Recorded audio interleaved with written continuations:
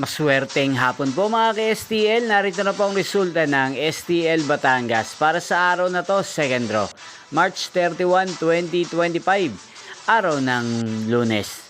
Naway ang mga natayan niyo pong mga numero kanina ay manalo nawa ngayong hapong ito, 4 PM. Kaya't kunin niyo na po ang inyong mga tickets. Narito na po ang resulta.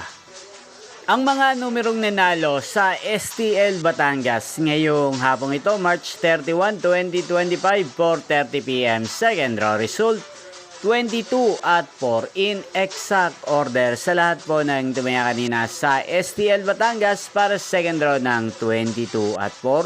Congrats po sa inyo, panalo po kayo.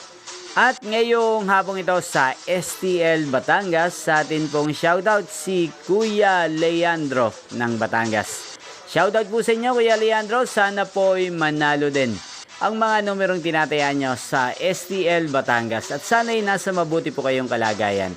Gayon din po sa lahat po ng mga taga Batangas dyan na lagi din pong nanonood sa channel na to. Shoutout po sa inyo.